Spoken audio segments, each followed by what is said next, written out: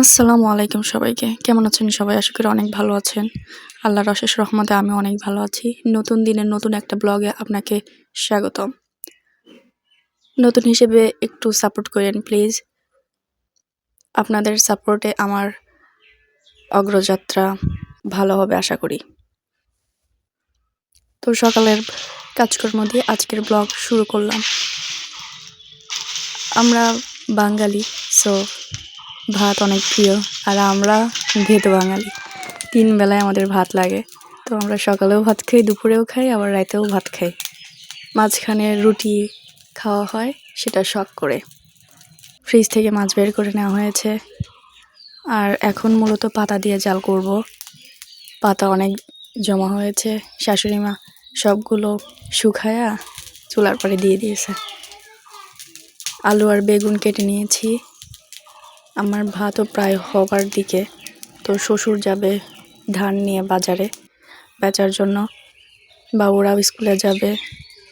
তো সবার জন্য আসলে এত সকালে রান্না করা, তারপরে রান্না করতে করতে দেরি হয়ে যাবে দেখে ডিম ভাজি করে দিলাম, যাতে ওরা খেয়ে বাড়ি থেকে বের হয়ে যেতে পারে। এরপরে আমি রিল্যাক্সে রান্নাবাড়ি করব। হলুদ, মরিচ, লবণ সব কিছু মিক্সড করে মাছ ম্যারিনেট করে রাখছিলাম ভাজার জন্য। আমাদের মূলত মাছ ভাজি করেই রান্না করা হয়, খুবই কম মাছ ভাজা ছাড়া রান্না করা হয়। আসলে মূলত সবাই ভাজা মাছটাই বেশি পছন্দ করে।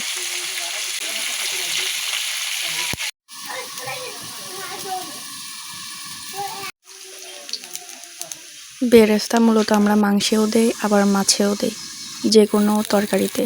মূলত ভাজি আর চচ্চড়ি ছাড়া সব তরকারিতে আমরা বেরেস্তা খাই। আলু আর বেগুন প্রথমে তেল দিয়ে হালকা একটু ভেজে নেওয়া হচ্ছিল। আর বেগুনটা মূলত একটু ভেজে নিলে মজা হয় তরকারি।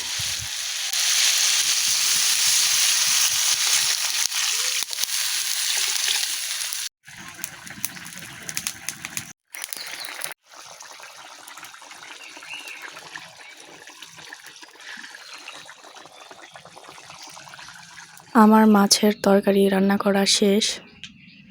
কালকে ফ্রিজ থেকে তাল বের করে রাখা হয়েছিল। এই সিজনে এখন কার কার বাসায় তাল আছে আমি জানি না, বাট আমাদের ছিল। তো ভাবলাম এখন জাল করে খেয়ে ফেলি। তো এটা এত বেশি মানে ফোটে, কাছে থেকে জাল করার কোনো উপায়ই নেই, গায়ে এসে ফুসকা পড়বে। তো দূর থেকে বসে জাল করতেছিলাম। আর 1 মিনিটে কখনো উঠান ঝাড়ু দেওয়া শিখেছেন? আজকে আমি শিখাই। এ দেখেন, ঝাড়ু দেওয়া হয়ে গেছে।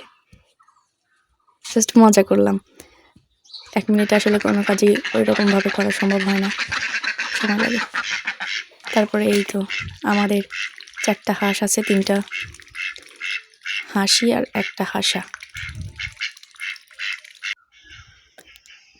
ঘর দৌড় গুছায় এখন এইগুলা ধোয়া লাগবে। গরম এসে গেছে, কাঁথার দরকার হবে। আসলে প্রয়োজন যখন হয় তখন আমরা কোনো কিছুর খোঁজ করি, তাই না? এত প্রয়োজন ছিল না বিধায় আমরা ব্যবহার করি না। ফ্যান বলেন, কাঁথা বলেন, এটা মূলত এই গরম আসলে এদের কথা মনে পড়ে। তারপরে খেতে বসে গেছি। যে কোনো জিনিসই মানে প্রয়োজন আমাদের সময়ের উপর ডিপেন্ড করে। অপ্রয়োজনে আমরা কোনো কিছুর খোঁজও রাখি না। ওদিকে গতকাল রাতে তাল জাল দিয়ে চুলার অবস্থা খুবই খারাপ।